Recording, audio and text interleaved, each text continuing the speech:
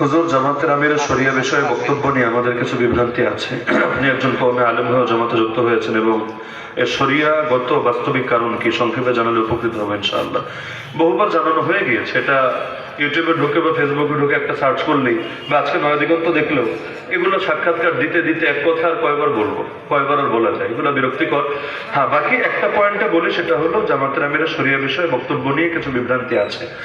আমার অনুরোধ থাকবে মূল বক্তব্যটা শুনে না। মূল বক্তব্য ইদানিং হলো ফটো কার্ডের খেলা চলে দুনিয়া। একটা শিরোনাম দিয়া নিজে কিছু লাগবে না, মোবাইল সাংবাদিক হবেন, একটা ফটো কার্ড খালি বানাতে পারবেন, বা শিরোনাম একটা দিয়ে ছেড়ে দিবেন, এরপর বাকি দেশ এমনি গরম থাকবে। আর আপনার গুজব দিয়ে পুরো দেশ কয়েকদিন মিছিল মিটিং করবে, সভা সমাবেশ করবে, এরপর গিয়া দেখবে কি রে, কি নিয়ে এত আলাপ করলাম, ওই জিনিসের দিকে ভিত্তি নেই। আমিরা জামাতের সঙ্গে আমার সরাসরি আলাপ হয়েছে, ফেস টু ফেস, এই বিষয়টা নিয়ে, যেটা আমাকে এখানে প্রশ্নটা করলে, ফেস টু ফেস আলাপ।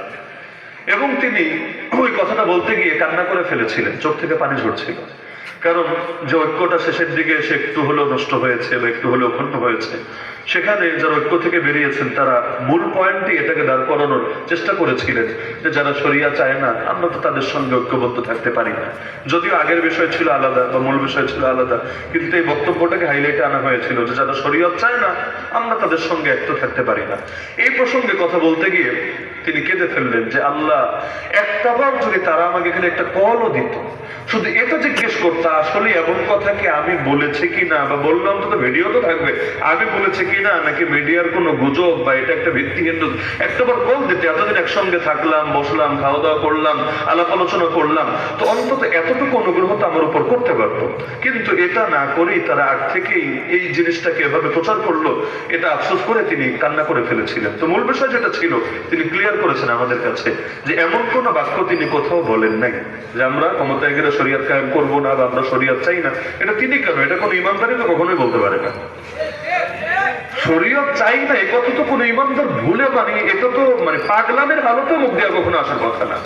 তিনি বললেন যে এটা খ্রিস্টান নারী, ওই অমুসলিম বা ওই সংখ্যালঘুদের প্রতিনিধিদের সঙ্গে তাদের যখন মিটিং হয়েছে, মিটিং শেষে একজন খ্রিস্টান নারী তিনি এই বক্তব্যটা, এই জাতীয় একটা বক্তব্য দিয়েছেন যে জামাতের সঙ্গে আমাদের বৈঠক হয়েছে, তারা ক্ষমতায় আসলে আমাদেরকে আশ্বস্ত করেছে যে তারা শরিয়া আইন বাস্তবায়ন করবে না। কথাটা বলেছে খ্রিস্টান নারী। আমির সাহেব শোনালেন যে এই খ্রিস্টান নারী বলার পরপরই আমাদের এহসান মাহবুব জুবায়ের ভাই তিনি মাইকে আবার বিষয়টা ক্লিয়ার করেছেন যে আসলে কথাটা যে এরকম ছিল না, মূল কথাটা কি ছিল তিনি আবার এটা পরবর্তীতে ক্লিয়ার করেছেন।